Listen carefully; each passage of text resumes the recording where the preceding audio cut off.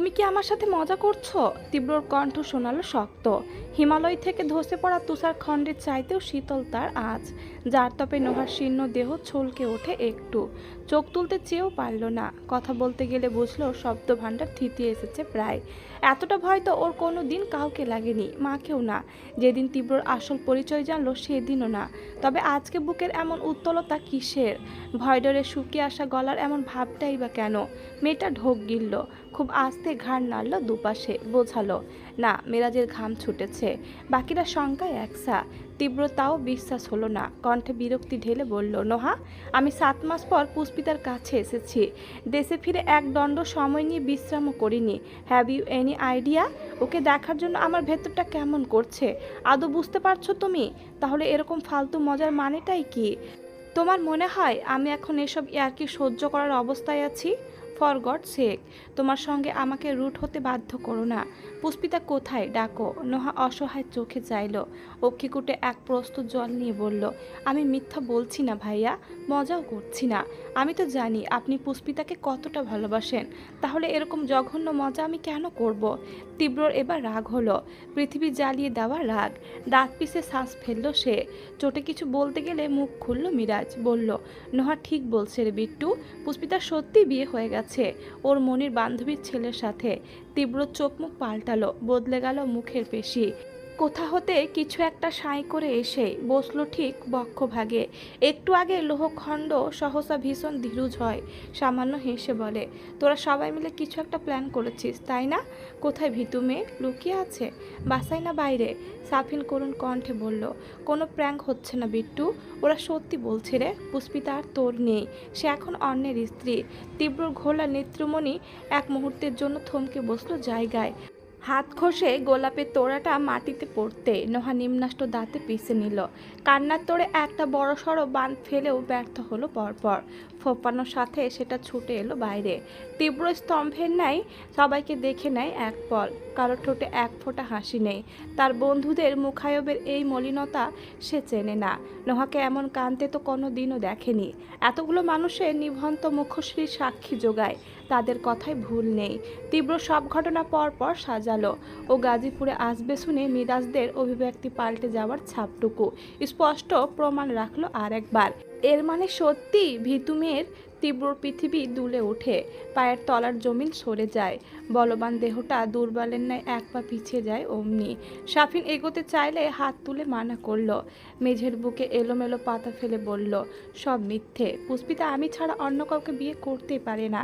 আমি অন্তত বিশ্বাস করি না। নোহা চোখ মুছে বলল, আপনি একটু দাঁড়ান, আমি আসছি।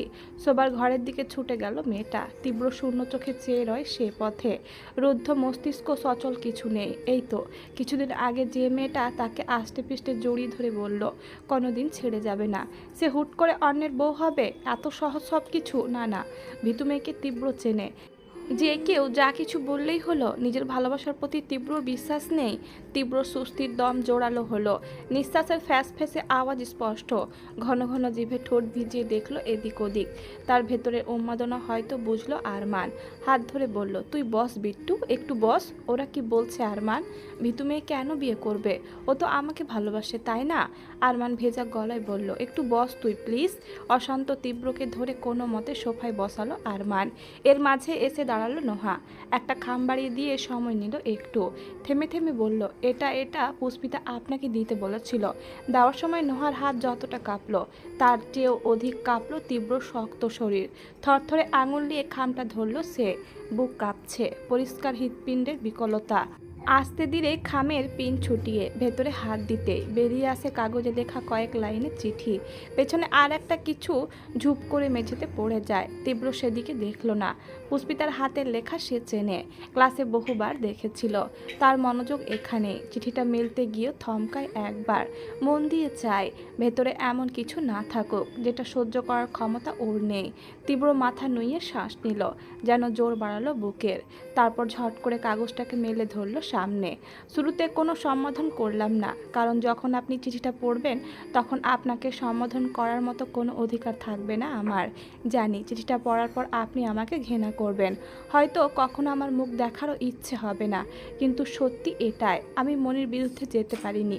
কি করে যাব বলুন? ওই মানুষটা আমাকে এতিমখানা থেকে এনে মায়ের মতো আদর স্নেহ দিয়ে বড় করেছে, কোনোদিন নিজের ছেলে মেয়ের থেকে আমায় আলাদা করে দেখেনি। সেই মনি যখন এসে বলল আপনাকে ভুলে যেতে, সে চায় না আমি কোনো মাস্তানের বউ হয়, তখন আর আমি মুখের ওপর না বলতে পারিনি। 19টা বছর যে ভালোবাসলো, দুদিনের ভালোবাসার জন্য তাকে আমি ফেরাই কি করে বলুন? তাই মনের সিদ্ধান্তকেই আমি মাথা পেতে নিয়েছি। আপনি আরও অনেক ভালো মেয়ে পাবেন, আমি তো আপনার যোগ্য কোনোদিনই ছিলাম না, তাই ভুলে যাবেন আমাকে। ধরে নেবেন পুষ্পিতা আপনার জীবনে আসা একটা দুঃস্বপ্ন ছিল। আমি সুখে আছি, আপনার সুখও কাম্য রইল। ইতি পুষ্পিতা। চিঠি শেষ। নিচে কলমের একটা দাগও নেই। বাকরুদ্ধ তীব্র বরফের ন্যায় জমে রইল কিছুক্ষণ। পুষ্পিতার লেখা একটা লাইন তুখোড়ভাবে বেজে চলল মাথায়। 19টা বছর যে ভালোবাসলো, দুদিনের ভালোবাসার জন্য তাকে আমি ফেরাই কি করে? ছেলেটা টের পেল তার বুক আর কাঁপছে না, বরং আস্ত শরীরটা রক্ত জমাটের ন্যায় ঠান্ডা হয়ে আসছে। কোনো কিছু কানে যাচ্ছে না, চেয়েও শুনতে পাচ্ছে না তীব্র। সব কেমন ঝাপসা, স্বচ্ছতাহীন। এই ব্যথাটাকে কি বলে? এটাই কি মরে যাওয়ার মতো কষ্ট? এই যে তীব্র শ্বাস আটকে আসছে, এই যে তীব্র সামনে সব ধোঁয়াশা হয়ে ভাসছে, একে কি মরণ যন্ত্রণা বলে? আরমান চোখের জল ফেলে দিল গালে। বলল, বিট্টু এবার নিজেকে কি করে সামলাবে বলতো? সাফিন বলল, জানি না রে। যে মেয়ের জন্য সব ছেড়ে এসেছিল সেই মেয়ে ওকে। তারপর ফস করে দীর্ঘশ্বাস ফেললো সে। মিরাজ কাছে এগিয়ে এলো, মেঝেতে তীব্রর হাঁটুর কাছে বসে ওর দিকে চেয়ে বলল খানিকক্ষণ। তীব্র চোখের একটা পাতাও নড়ছে না, কেমন অনুভূতি শূন্যের ন্যায় চিঠির লেখা দেখছে। ও হাঁটুতে হাত রেখে বলল, সেদিন তুই পুষ্পিতাকে নিয়ে বেরিয়ে গেলি, আমরা এতবার ফোন করলাম কিন্তু কাউকেই পাচ্ছিলাম না, দুজনের ফোনই সুইচ অফ। এদিকে আঙ্কেলও তোকে না পেয়ে নাহিদকে ফোন করলো। আমরা চিন্তায় বড্ড অস্থির হয়ে পড়ি। ঠিক বিকেল নাগাদ খবর পেলাম তোদের অ্যাক্সিডেন্ট হয়েছে। আমরা ছুটে যাই, পুষ্পিতাকে ততক্ষণে স্থানীয়রা হাসপাতালে নিয়ে যায়, কিন্তু তোকে পাওয়া যাচ্ছিল না। পুলিশ জিপের খোঁজ নিয়ে জানতে পেরেছিল ওটা স্বরাষ্ট্রমন্ত্রীর ছেলের গাড়ি। তারপর ওরা আঙ্কেলকে খবর দেয়, আঙ্কেলই জানিয়েছিলেন আমাদের। পুলিশ সন্দেহ করে তুই হয়তো নদীতে পড়ে গেছিস, যদিও নদীর গভীরতা কম, কিন্তু তোর মাথার অত গভীর চোটের জন্য তুই তখন একটা লাশের থেকে কম কিছু ছিলি না। নদী থেকে উদ্ধার করা মাত্রই আঙ্কেল তোকে সোজা ঢাকায় নিয়ে যায়, আমরাও সাথে যাই। পুষ্পিতার খবর নিলাম, শুনলাম ও বেঁচে আছে। নোহা, আয়সা আন্টি, ওর মনি সবাই ছিল ওর কাছে। আমরা তোকে নিয়ে ব্যস্ত হয়ে পড়ি, নাহিদও আমাদের সাথে ছিল। তোর অবস্থা এত খারাপ, ডাক্তার কোনো ভরসায় দিতে পারছিলেন না। আন্টির কান্নাকাটি, এমনকি আঙ্কেলও ভেঙে পড়েন। ওই সময় আমরা সবাই হাসপাতালেই ছিলাম। এরপর যখন কোনো কিছুতেই কোনো লাভ হচ্ছিল না, আঙ্কেল আর রিস্ক নিতে চায়নি, তোকে নিয়ে সিঙ্গাপুরে রওনা করলেন, আর আমরা গাজীপুরে ফিরে আসি। কিন্তু এসে আর পুষ্পিতাকে পাইনি, জানতে পারলাম ওকে ওর মনি নিয়ে গেছে। আঙ্কেল তো দেশে মাঝে কয়েকবার এসেছিলেন। খবর পাই তুই কোমায় চলে গেছিস, কবে জ্ঞান ফিরবে কেউ জানে না। হঠাৎ একদিন পুষ্পিতার মনি এলেন, অ্যাক্সিডেন্টের সময়ই উনি জেনে গেছিলেন তুই কে। খবরে দেখাচ্ছিল তোদের অ্যাক্সিডেন্টের ব্যাপারটা, আর তোর আসল পরিচয় জানার পর উনি তোর সাথে পুষ্পিতার বিয়ে কিছুতেই দেবেন না। আমরা তো নিশ্চিত ছিলাম পুষ্পিতা অন্য কাউকে বিয়ে করবে না, ও তোকে ভালোবাসে। কিন্তু যখন এই চিঠি আর ছবিটা পেলাম না, আমাদেরও সব বদলে গেল রে বিট্টু। অন্যের চিঠি পড়া ঠিক না জেনেও আমরা পড়েছি, শুধুমাত্র পুষ্পিতার দিকটা শুনতে। পুষ্পিতা মনির অমতে যাবে না বলে অন্য একজনকে বিয়ে করে ফেলেছে। এই মহিলা ভয়ে ছিলেন তুই যদি সুস্থ হয়ে ফিরে কোনো সমস্যা করিস, তাই তোর ফেরার আগেই উনি মেয়েকে বিয়ে দিয়ে ঢাকার বাইরে পাঠিয়ে দিয়েছেন। পুষ্পিতা কোথায় আছে আমরা কেউ জানি না, এমনকি নোহার সাথেও ওর কোনো যোগাযোগ নেই। নোহা বলল, আমি অনেকবার চেষ্টা করেছিলাম যোগাযোগ করতে, কিন্তু আন্টি রাজি হননি। পুষ্পিতার অতীতের কোনো ছায়া ওর ওপর পড়ুক আন্টি চান না।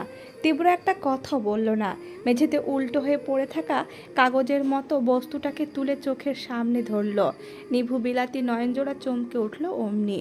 ধারালো ছুরির মতো কিছু একটা খণ্ড খণ্ড করলো তার পাঁজরটাকে। লাল টুকটুকে বউ সেজে পুষ্পিতা কিছু একটাতে সই করছে। কাবিননামা নিশ্চয়। কদাকর এই দৃশ্যটা তীব্র সব কিছু এক লহমায় চুরমার করে দেয়, ভেঙে গুড়িয়ে দেয় ভালোবেসে গড়া তার স্বপ্ন শৃঙ্গটাকে। সাফিন এসে কাঁধে হাত রাখে। তুই ঠিক আছিস বিট্টু?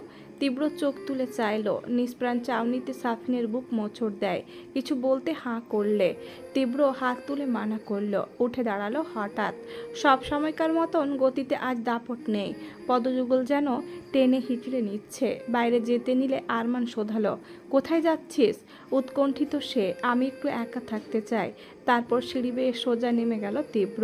চলে যাওয়া শরীরটার দিকে ব্যথিত নয়ন মেলে রাখলো ওরা। গোটা মফস্বল তখনও জেগে। রাস্তা দিয়ে এক এক পর এক বাহন ছুটে যাচ্ছে। খোলা রাস্তার বুকে টালমাটাল কদমে হাঁটছে তীব্র। হাতের মুঠোয় পুষ্পিতার বউ সাজের ছবিটা। তার চোখের ভাষা দিশাহীন। কোথায় যাচ্ছে, কোন লেনে হাঁটছে কে জানে। মাঝে দুই একটা গাড়িতে ধাক্কা লাগতে লাগতেও লাগেনি। এক ড্রাইভার চেঁচিয়ে গালি দিলেন, অন্যজন কর্কশ ভাষায় বললেন, শালা দেখে হাঁটতে পারিস না। তীব্র ওসব শুনলই না। শ্রান্তের ন্যায় একটা বিস্তর সফর শেষ করতে রওনা করলো সে। চোখ কান সবেতে পুষ্পিতার দখলদারি। মেয়েটা হাসছে, কথা বলছে, কাঁদছে, কখনো কখনো দুষ্টু হেসে বলছে, ইস বখাটে। তীব্র চোখ বুজে ঢোক গিলল। এসে থামলো ঠিক সেই জায়গায় যেখান থেকে শুরু হয়েছিল তার সন্ধ্যা প্রদীপ জ্বলে ওঠার গল্প। উত্তাল শ্রাবণী তাণ্ডবকে ছাপিয়ে পুষ্পিতা যখন ছুটে এসে হামলে পড়ল বুকে। সব কিছু তুচ্ছ করে বলল, আমি আপনাকে ভালোবাসি স্যার। ধপ করে বসে পড়ল তীব্র। হাঁটুর শক্ত দুই হাড় তখন পিচের দখলে।